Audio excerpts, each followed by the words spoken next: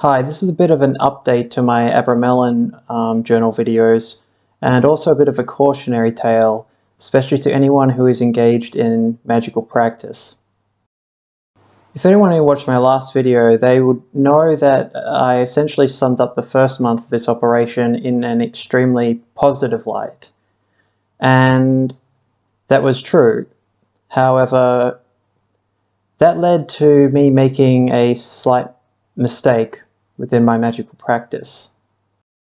The Abramelin is a dangerous operation, and because of the early success, I guess, I became somewhat overconfident and going, oh, this isn't as bad as people have been going on about.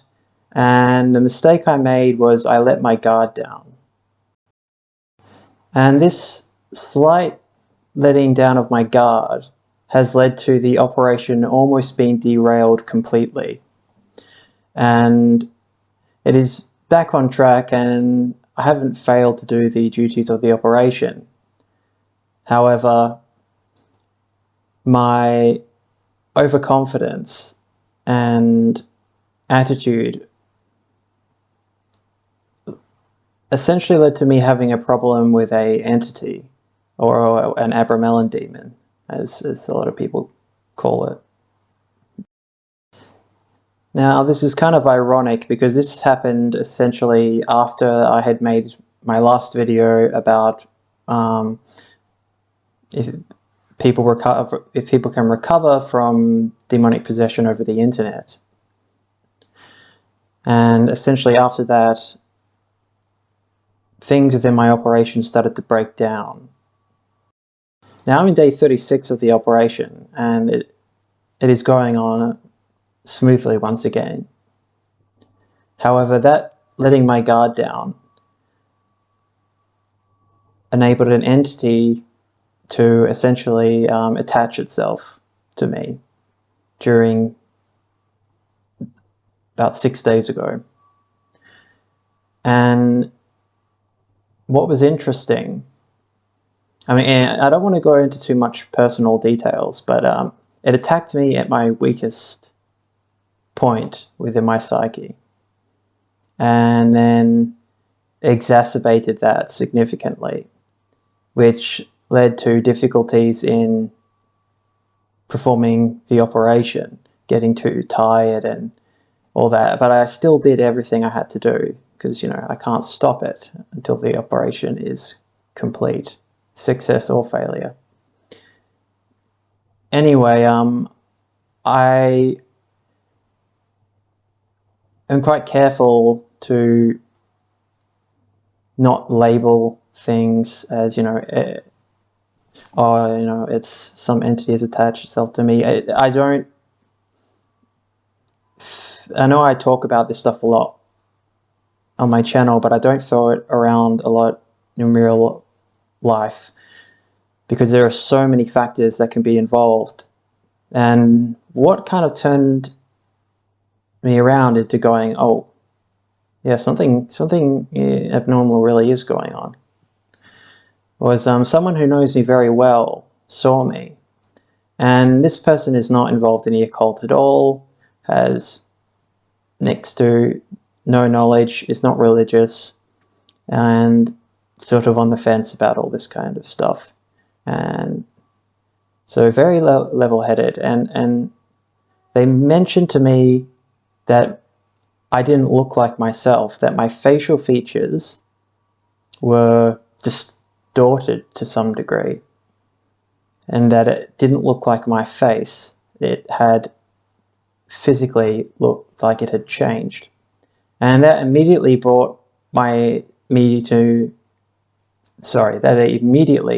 essentially brought attention that, oh, this is definitely, there's definitely something going on. Anyone who's watched some of my previous videos about Christian, when I mention the practice of voodoo, and when I talked about how people, the voodoo practitioner, when they have the entity come inside them, their facial features distort, and Sometimes they use a large amount of drugs and alcohol, and when the entity leaves after the ritual, they're sober and their facial features return to normal. So this person who doesn't really have any knowledge of this kind of stuff brought this to my attention, and I immediately acted. Now, the problem with the Abramelin is you can't do banishing rituals, because essentially because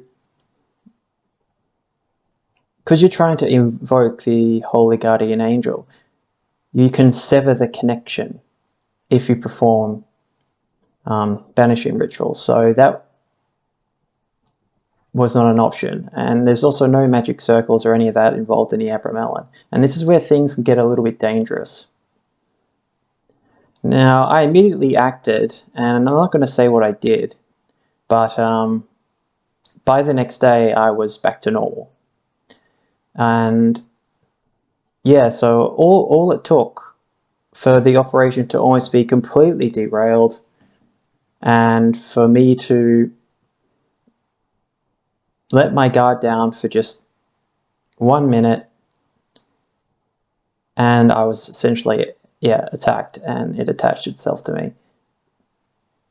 It's gone. I don't have any issues with this anymore. I know it's a very strange story, but even if this stuff is just your unconscious, you have to, especially when you're doing any kind of magic operation, you have to make sure you're in control of your emotions and not let any opening come in. That's why Crowley used a lot of yoga and other practices to quiet the mind and to be able to control these things.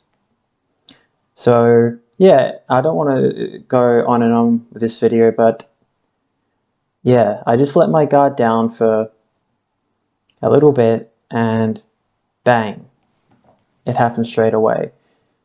And I'm not going to let this happen again, but this is the kind of stuff you have to deal with if you get involved in magic, because essentially it is working on your psyche. And if it's real or not, the fact is you are sort of messing around with your consciousness, so strange things will happen. And that's why there's so much mental illness in the New Age community and also in Wicca and stuff like that. Entities attach themselves to these people. Or instead of entities, people with a more atheistic mindset, unconscious elements within them cropping up. And it always happens during rituals. And this is why the Abramelin is very difficult, is there is no break, and it's 6 months long, and you're essentially opened up to attack for 6 months. And because most magic rituals take only 30 minutes to do, not 6 months.